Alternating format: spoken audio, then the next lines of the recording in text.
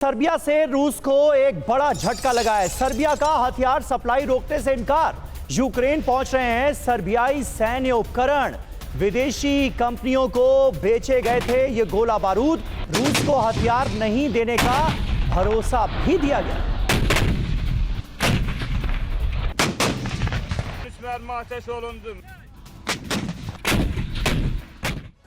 तो देखिए, सर्बिया ने दरअसल रूस को एक बहुत बड़ी टेंशन दे दी है और इसके बाद व्लादिमीर पुतिन कंफ्यूज नजर आ रहे हैं। जो अहम डिटेल्स हैं वो क्या हैं? $855 मिलियन के सर्बियाई सैन्य उपकरण कहां पहुंच गए हैं? यूक्रेन पहुंच गए हैं, जहां रूस लगातार हमले कर रहा है। वो यूक्रेन लगातार इन हथियारों का इस्तेमाल रूस के खिलाफ कर रहा है।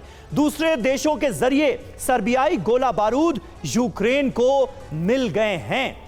यहां पर सर्बिया ने रूस की टेंशन बढ़ा दी। सर्बिया ने रूस से भी दोस्ती निभाने का वादा किया है। यानी एक तरफ सर्बियाई हथियार यूक्रेन पहुंच रहे हैं, दूसरी तरफ वो रूस से दोस्ती का भी जिक्र कर रहा है। रूस के खिलाफ प्रतिबंधों का साथ नहीं दिया है सर्बिया ने, और यही रूस के लिए बड़ी चिंता का सबब है। रूस को सपोर्ट किया, लेकिन पश्चिम को गोला बारूद भी बेचा। यानी अपने हितों को ऊपर रखा है सर्बिया ने और रूस को झटका दिया है। सर्बिया के राष्ट्रपति अलेक्जेंडर वुकिक का जो बयान है वो भी हम आपको बता दें क्या है। इस पूरे कंफ्यूजन को लेकर, सैन्य उपकरणों की बिक्री हमारी अर्थव्यवस्था के लिए जरूरी है, ये दलील दी गई है सर्बिया की तरफ से। हम सीधे रूस यूक्रेन को हथियार नहीं दे रहे हैं, यह भी बताया गया है।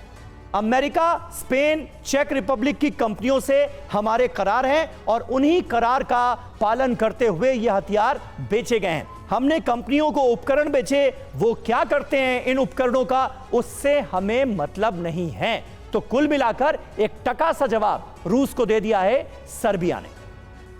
और देखिए, अब एक और जंगी मोर्चे की खबर आपको दिखाते हैं। गाजा में इजरायली ऑपरेशन को लेकर बड़ी खबर है। फिलिस्तीनी मीडिया ने दावा किया है आईडीएफ के हमले में 50 लोग मारे गए। टैंक, आर्टिलरी से गोलीबारी का दावा किया गया है।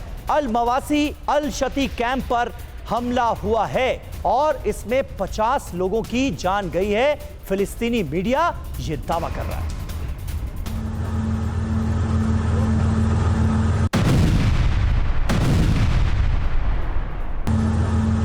और देखिए, अदन की खाड़ी में हूती का हमला हुआ है। एक और कमर्शियल शिप को हूतियों ने टारगेट किया है। हूती के हमले में जहाज को कोई नुकसान हालांकि नहीं पहुंचा है, लेकिन हूती एक बड़ी मुश्किल पैदा करते हुए नजर आ रहे हैं। इस पूरे रीजन में अदन की खाड़ी में एक बार फिर किया गया है अटैक।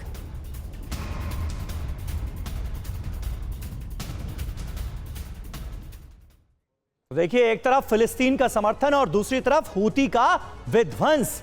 टारगेट क्या है, हूती की मंशा क्या है, यह जरा आपको बताते हैं। टारगेट देखिए, ज्यादातर कमर्शियल जहाज जो इस रीजन से होकर गुजरते हैं उनको बनाया जा रहा है निशाना। यह इलाका कौन सा है?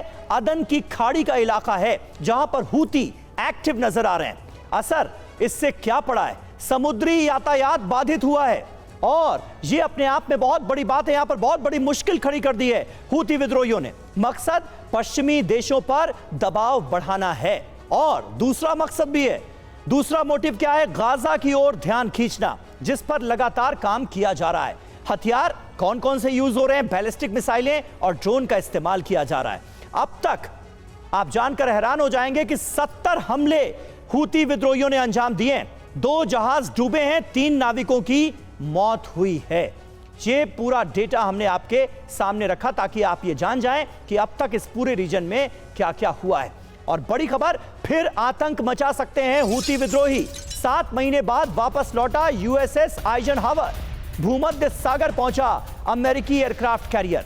अदन की खाड़ी में सबसे ज्यादा खतरा है और ऐसे में 7 महीने बाद यूएसएस आइजनहावर का यहां लौटना, क्या इसके बाद हूती और अग्रेसिवली अटैक्स को अंजाम देंगे या फिर उनकी हरकतों पर लगेगी लगाम? ये बड़ा सवाल। तो देखिए, ये बड़ा डेवलपमेंट है। यूएसएस आइजनहावर की वापसी हुई है। आग बरसाएंगे हूती विद्रोही, इसकी आशंका है। 7 महीने बाद अमेरिकी एयरक्राफ्ट कैरियर दरअसल लौटा है।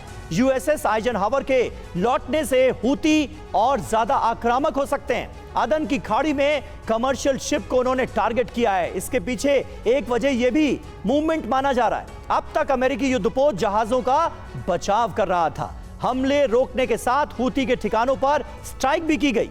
अमेरिकी एयरक्राफ्ट्स ने 30,000 घंटे तक उड़ान भरी। यूएसएस आइजनहावर ने 88,000 किलोमीटर की यात्रा की।